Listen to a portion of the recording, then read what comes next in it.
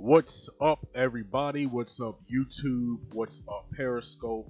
I hope everyone is having a great afternoon. It's January 29th, 2018.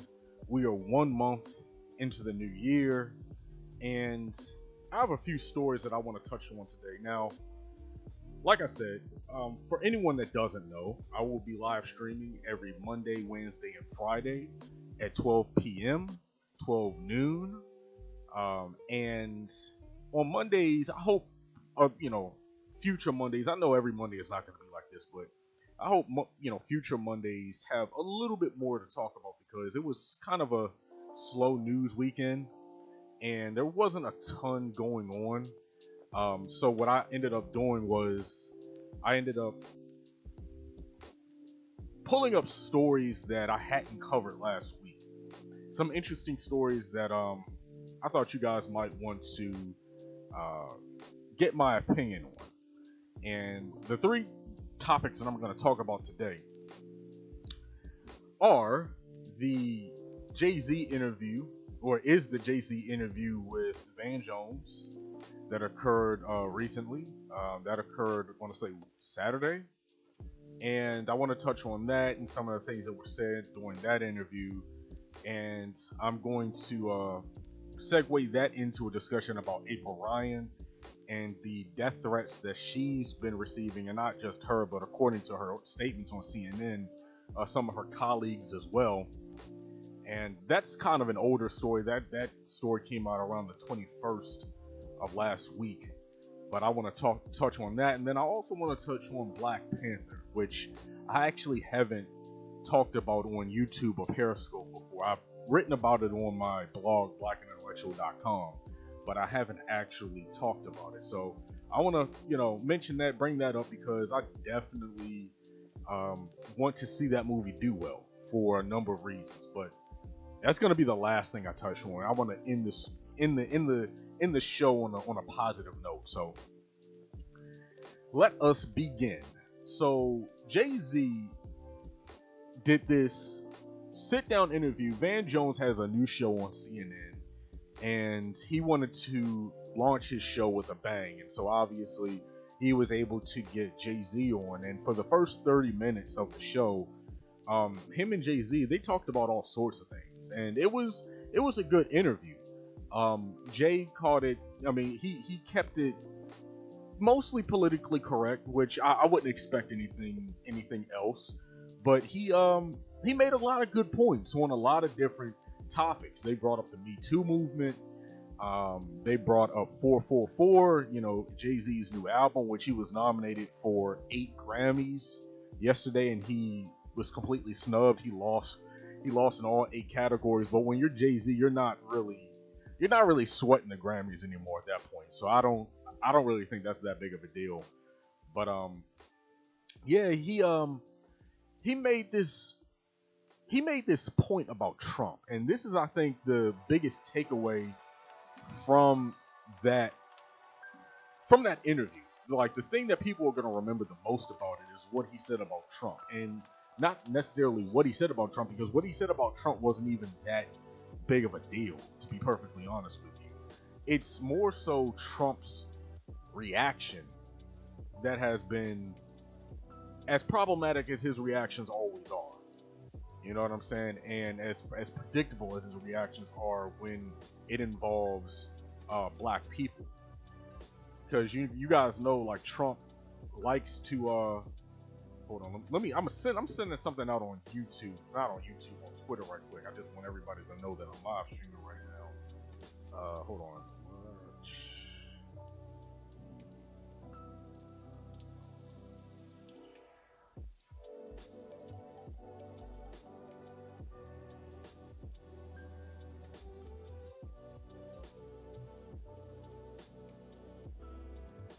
Okay.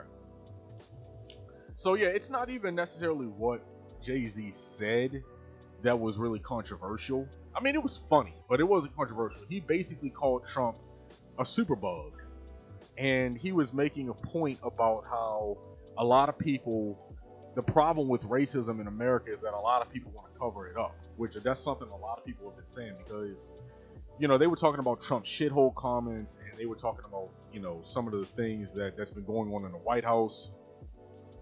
And Van Jones was basically asking him, is this something where, because Trump has been claiming, black unemployment is down under his administration? I'm going to touch on that in a second.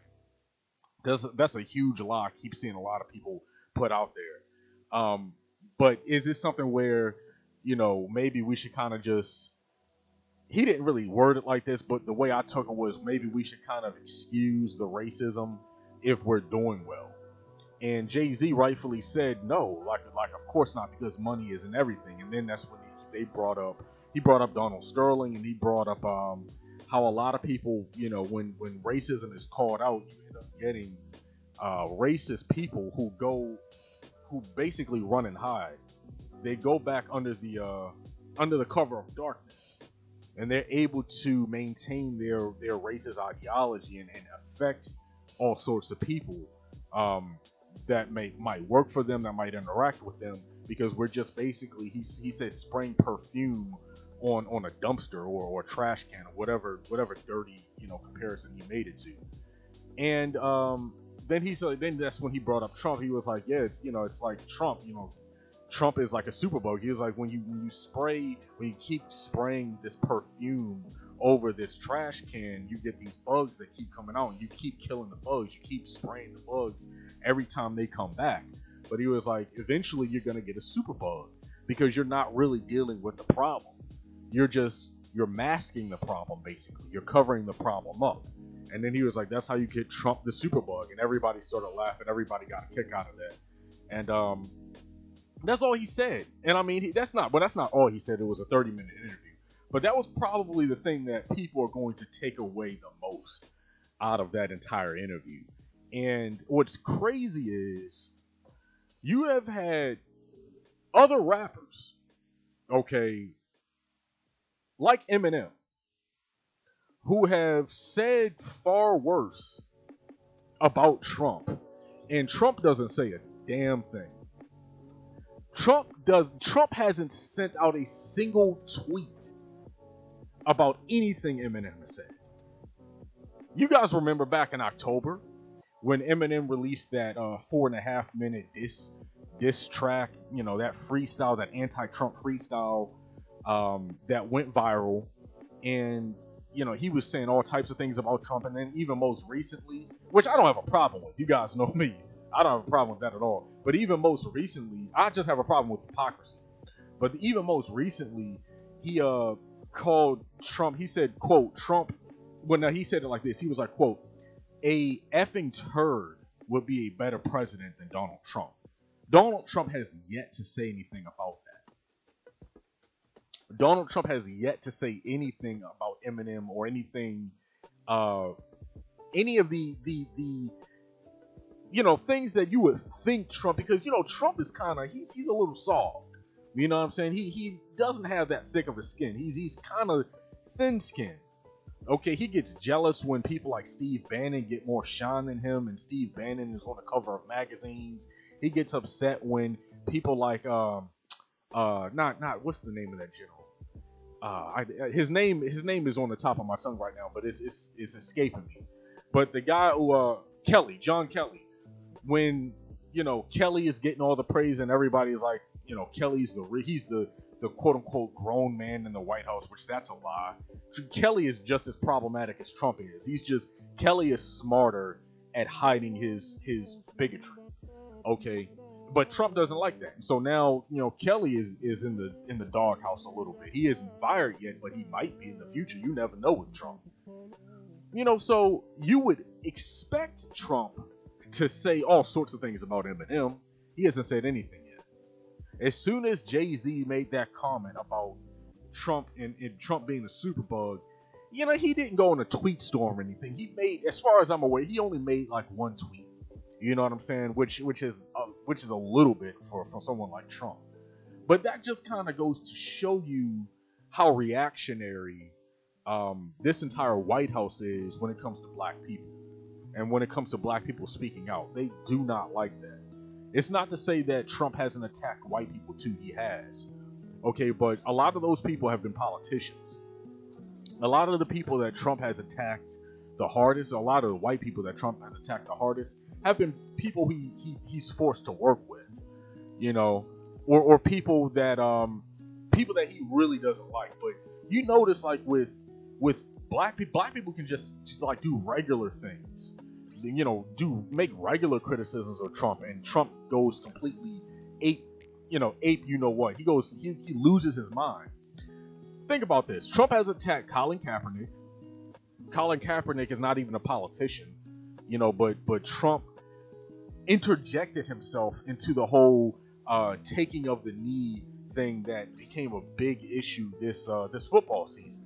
Trump completely interjected himself into that when he didn't have to. Frederica Wilson, you know, she's a congresswoman. You know, she was tied to the whole scandal with the black soldier getting killed in Niger. And, you know, you guys remember the dust up about that. LeVar Ball, another man who isn't a politician. He's not even an athlete. He's the father of an athlete. And, you know, he's an entrepreneur. Trump had this whole back and forth with LeVar Ball. You know, Steph Curry, Jamil Hill, and now Jay-Z. Like, something about these entertainers.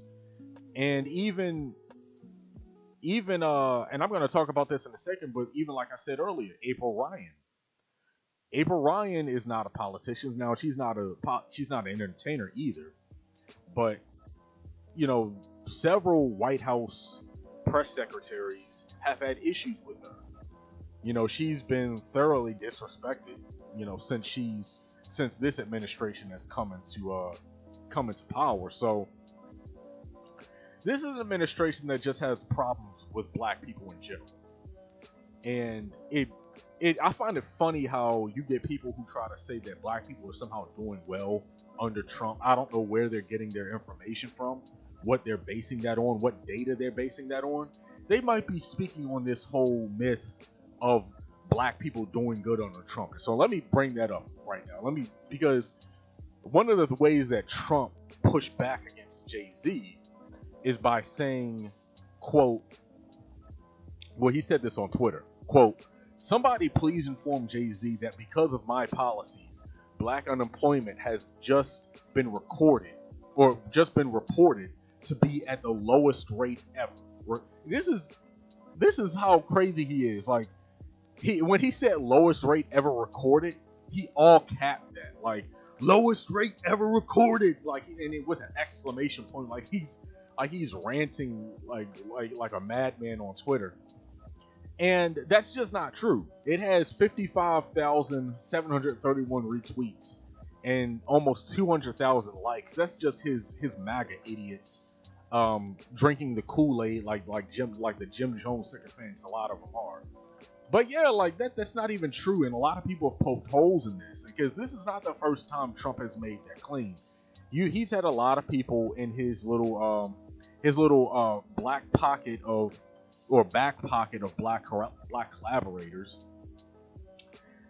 who have been pushing that argument, and I've even heard some knuckleheads on YouTube trying to push that argument too, that black people are somehow doing better under Trump. That's a complete and total myth. Black people are still getting killed. It's just not being talked about. So don't think that just because you're not hearing about killings as much under Trump as you were under Obama, don't think that's just somehow not happening anymore. There's an all-out assault on our rights. There's an all-out assault on our voting rights. Now, that's been going on since 2010. It's been progressively getting worse.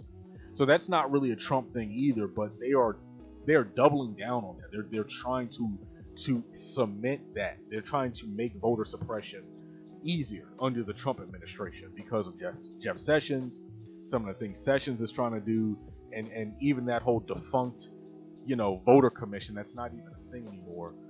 And then too, like, even with the whole black unemployment thing, people have been pointing this out. Black unemployment has been going down since around 2010, 2011. And so that started under Obama. So it's purely just continuing under Trump. Trump doesn't have anything to do with that. Trump hasn't passed any policies for black people or policies that are going to help black people. So what they're doing, see, this is what Trump does. This is what Trump and the right wing, this is what they want to do. They want to take credit for the positive things Obama did without giving him the credit for it, especially if it's something that they can't destroy. So it's not it's not like the ACA or any of the other somewhat progressive policies that Obama might have passed when he was in power, where they have the ability to basically trash all of that and gut it and get rid of it. So if it's not something they can necessarily get rid of, they just take credit for it themselves. And so the black unemployment rate, that's not a policy. You know what I'm saying? That's not a law. So that's not something that they can actually get rid of. That's not like a law or an executive order that they can just gut. You know, so since they're forced with this reality of the black unemployment rate and the unemployment rate in general, which has decreased since the Obama administration, they just take credit for it. They just say that they're the ones, they're doing something that nobody knows what they're doing to actually do this, when in reality, you'd have to be something of a fool to actually believe that. So hold on, I just got a message.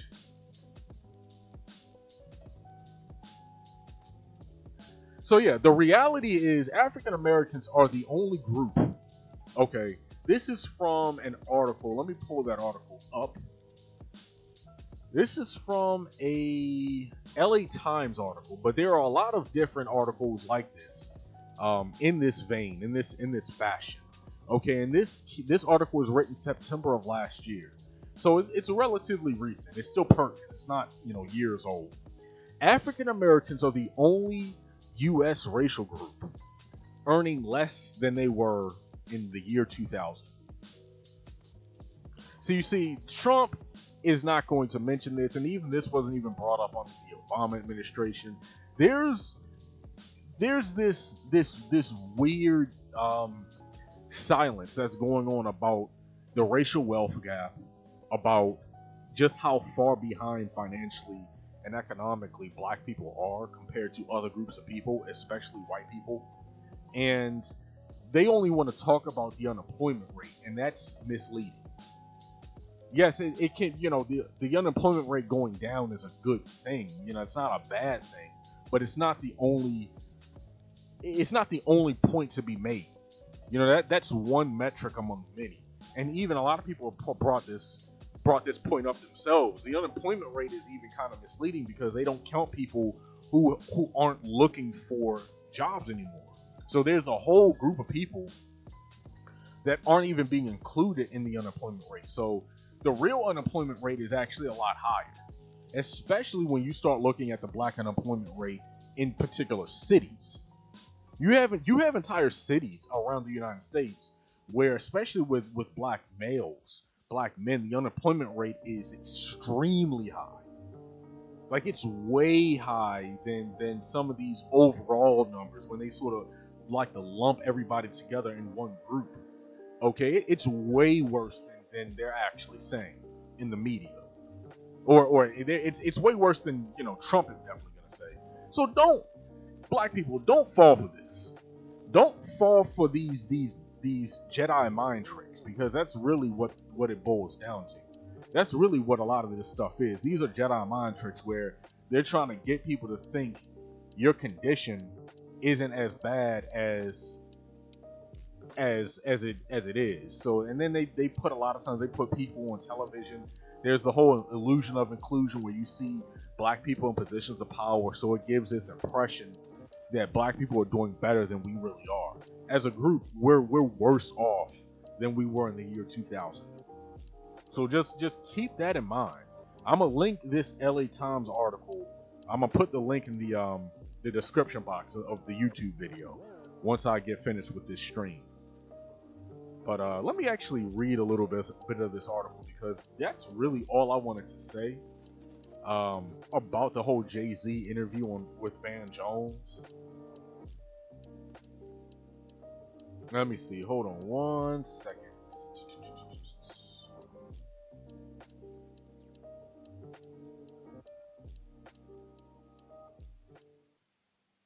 African Americans are the only racial group the Census Bureau identifies that has been left behind. Okay, white, Asian, and Latino households have all seen at least modest income gains since 2000. Okay,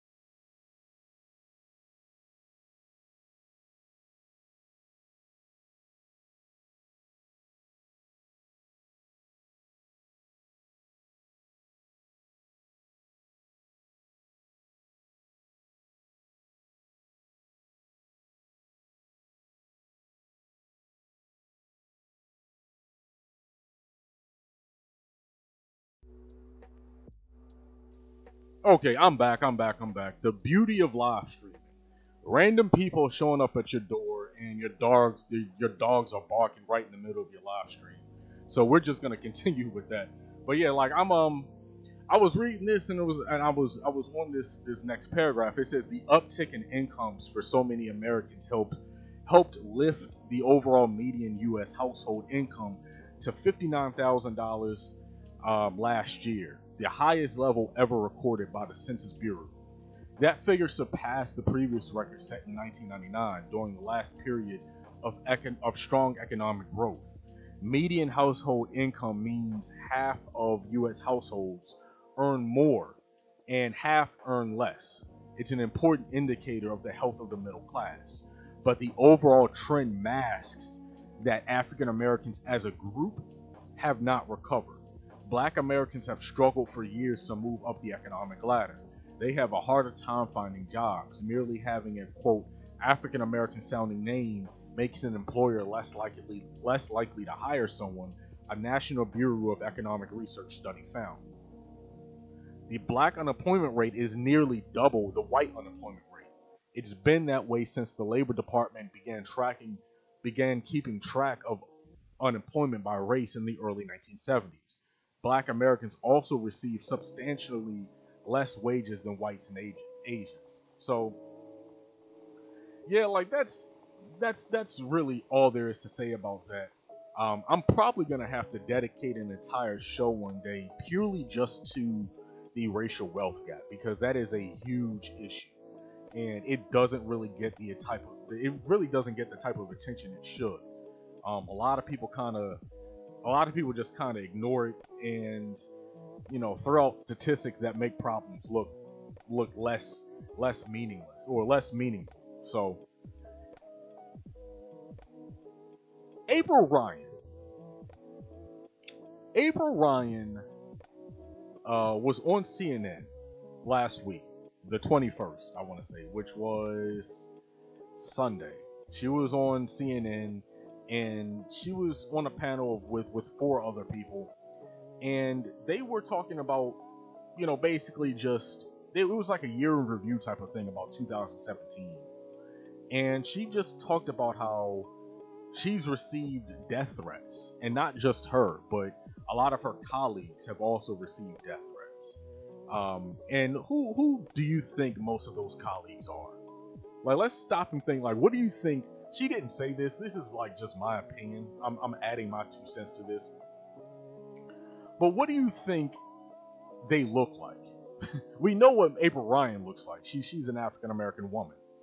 How much do you want to bet most of the people being attacked in the media who are receiving death threats are people who are most likely to be targeted by the MAGA idiots?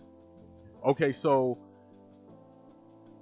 she just talked about how since I think she brought up when it was MLK Day and she asked the president if he were a racist or not. And she was talking about how enough people don't ask him that question directly. she was right there in the Oval Office, and she had the opportunity, so she asked a question. And she was silenced by one of the black collaborators in the room. Now, you guys know I made a video recently. It's up on my YouTube page, and I want everybody to check it out. It's a whole video that I did about the group of people that I'm now calling the black collaborator class.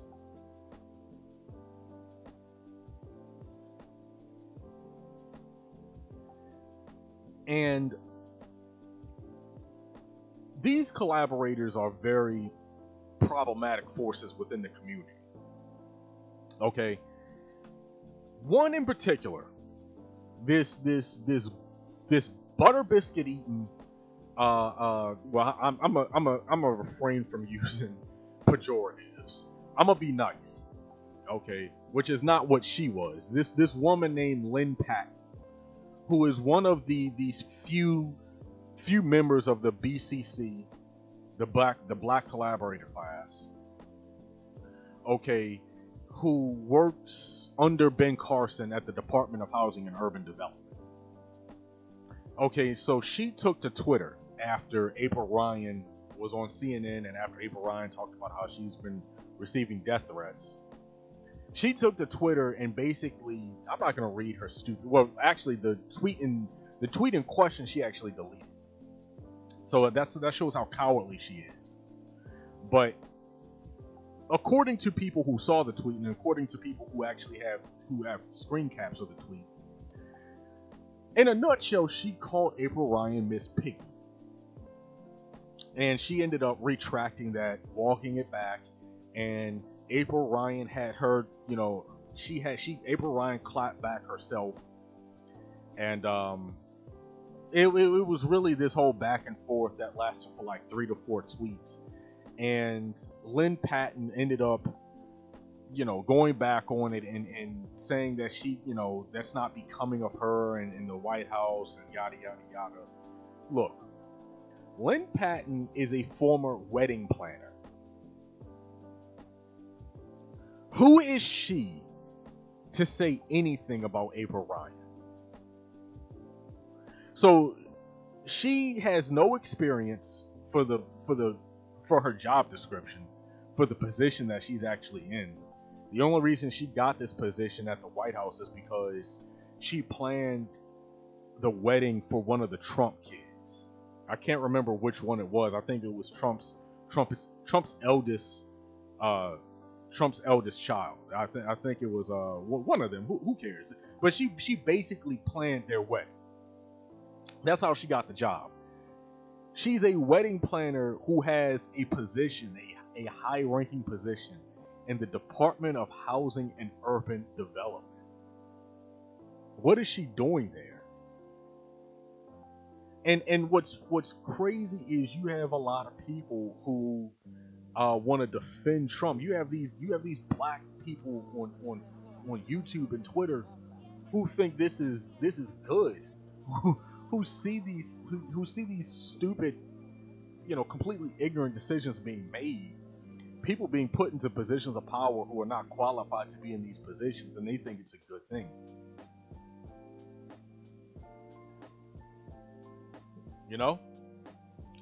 So there's nothing else really to be said about this. It's really petty. It's extremely petty. And the black collaborator class is not going away anytime soon. Matter of fact, I would go so far as to say the black collaborator class is growing. Okay, there's a lot of money to be made by being a sellout. Selling out pays well. You get a lot of followers. You get a lot of money. You get these positions, you get put on. Like even if you're not as much of a collaborator as something like Sheriff Clark, you know what I'm saying? Even if you're not that much of a tool, like you can be a soft collaborator. There's a lot of position available to people who want to ignore what's going on in the black community and want to basically aid and abet white supremacy.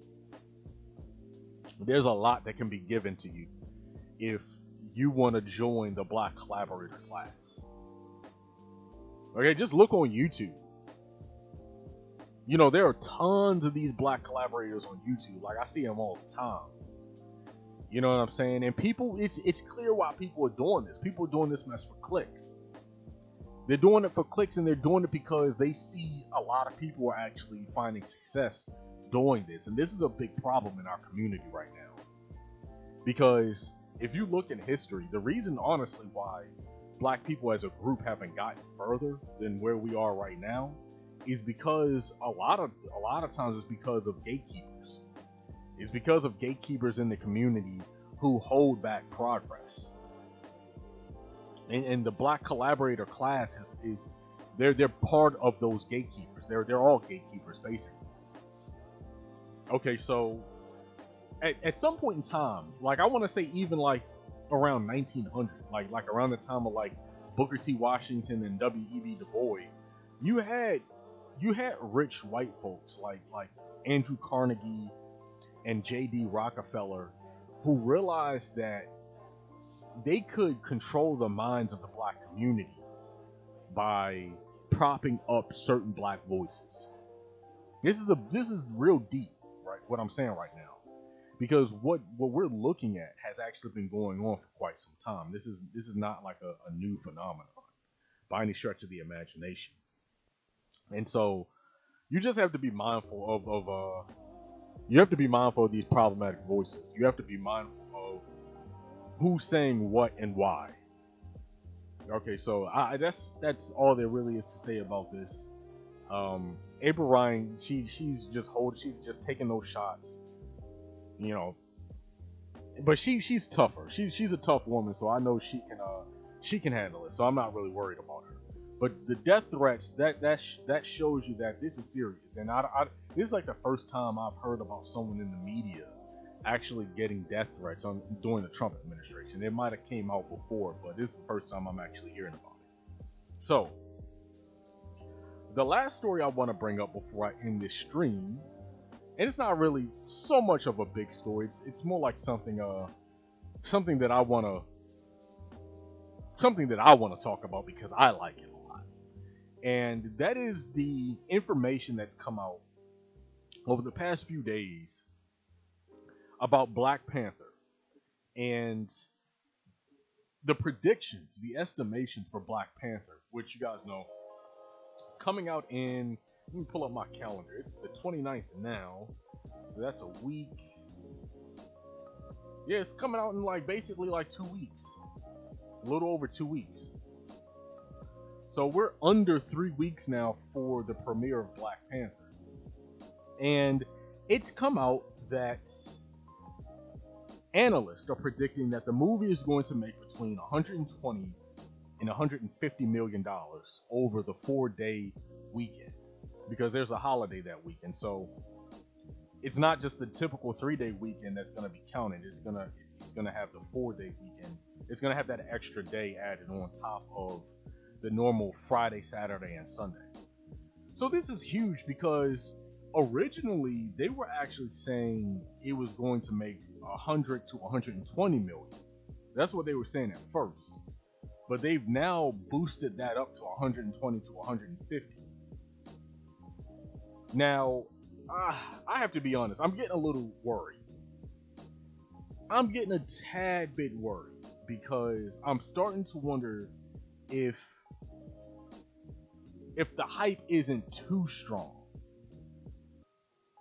You know what I'm saying? Like, I'm starting to worry if people are not getting a little too excited, because I want this movie to do good, and I think it is going to do good. I definitely don't think it's gonna bomb or anything like that.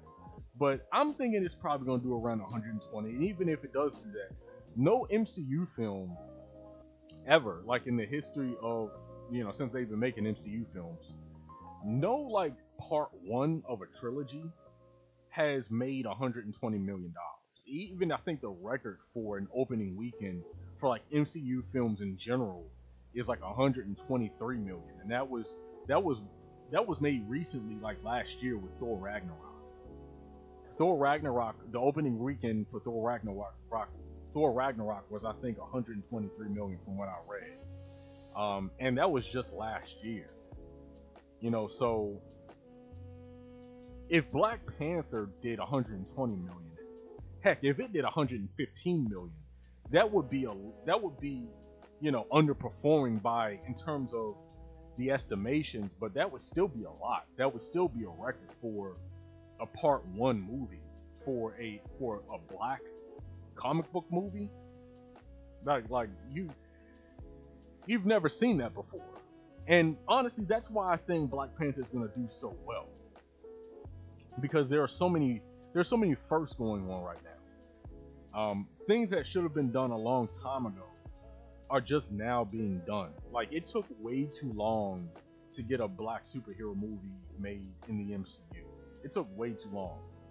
Like, we're well into phase 3 now. Like, phase 3 of the MCU started with Captain America Civil War. I want to say, like, what, a couple years ago when that movie came out? So we're now well into phase 3, and we're just now getting Black Panther. And this is like after what? 16, 17 movies? 16, 17 MCU movies? So it took way too long for this to happen. Think about this. The last film, I'm not talking about television, the last black superhero film was Blade Trinity. Blade 3. And that was like back in... When did Blade 3 come out? I don't feel like looking it up. It's not that important. I'm just gonna estimate. I'm gonna say it was like around. It had to have been like around 2004 when that movie came out. Okay, so that movie came out over 10 years ago. Okay, and so we're just now getting another black superhero film.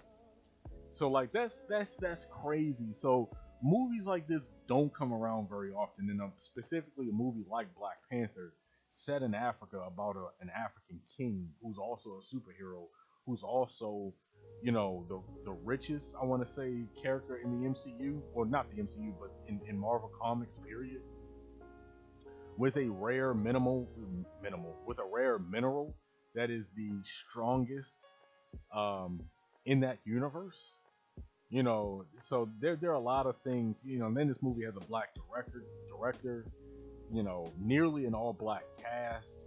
There's only like one white actor in the whole movie.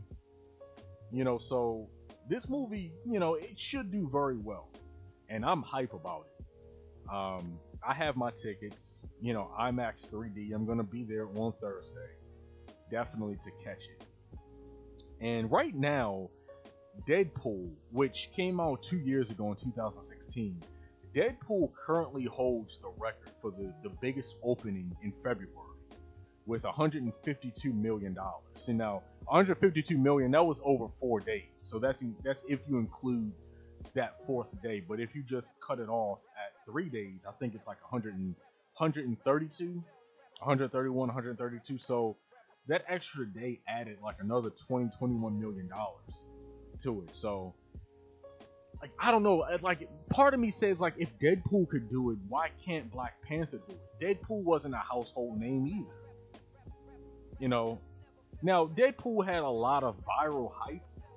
Deadpool had a huge viral marketing campaign that really did well, that really did numbers for that movie, and that's why that movie ended up performing so well on opening weekend. But Black Panther is viral too. Every time something comes out about Black Panther, it's trending on Twitter. So Black Panther has the same virality as Deadpool. So I don't see why it couldn't make 150 million. Unless you might think, okay, will you have some racist fanboys who, out of spite, sit out opening weekend. So that could happen. You could have some people who hold out for a week to see what the reviews are going to be like, to see what YouTubers are going to be saying about it. And I'm going to do my own little review. I don't review movies. That's not my niche, but I'm definitely going to be reviewing Black Panther.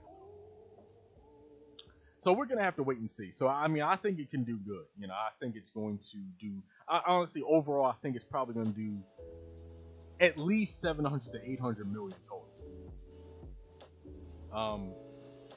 And earlier this month, when tickets went on sale for pre-sale, it outperformed Captain America: Civil War on Fandango. So that was huge news. I helped participate with that because I actually bought my tickets as soon as, and I was actually on Twitter when the news came out that the ticket sales were open for pre-sale. I was actually one of those people that bought within that first 24 hours. So I helped make that a thing. But yeah, like you can't read too much into that because you don't know how many people are actually gonna go and buy tickets in person. So and even with the showing I'm going to, it looks like it's still about half full. So there's still some tickets, available. Everything is not sold out. Tickets are sold out in certain areas, but in certain areas you can definitely still get tickets, even right now. And I don't think that's gonna change too much up into the Friday that the movie comes out. So yeah, that's Black Panther. Also check out Black Lightning. I wasn't gonna bring this up, but I just thought about it. Black Lightning on CW. It comes on every Tuesday. I want to say that like 8 o'clock, 8 or 9 o'clock. So Black Lightning is definitely giving Luke Cage a run for his money. Because Luke Cage was good. I like Luke Cage on Netflix, but there were some issues I had with it. I think and this is like a Netflix problem in general when it comes to a lot of these MCU Netflix shows. A lot of times they start really slow, and you kind of have to give it about 2 or 3 episodes before it really starts getting good. But they made some story decisions that I didn't necessarily agree with, and I don't think the second half of the TV show was as strong as the first half. So Luke Cage was straight though. I liked it. Now I'm definitely going to be watching it when season 2 launches, when season 2 comes out. So yeah, just check out all of these shows. Luke Cage, if you haven't seen that already, which you should have by now. But Black Lightning, and then definitely Black Panther when that comes out in a couple weeks. So that's it for this show. I will be back on Wednesday, and I'm probably going to spend, unless like there's some really big piece of news that comes out between now and Wednesday, I'm probably going to be spending the majority of that day talking about the State of the Union address that Donald Trump gives. And I'm probably not going to live stream after the State of the Union. It's not that important. I'll probably just wait for Wednesday to actually talk about it. But we'll see. I might live stream and I might not, but who knows? I'm gonna play that by ear. I don't want to make any promises.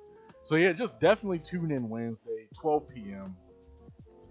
and check out my blog, www.blackintellectual.com, and I will see you Wednesday.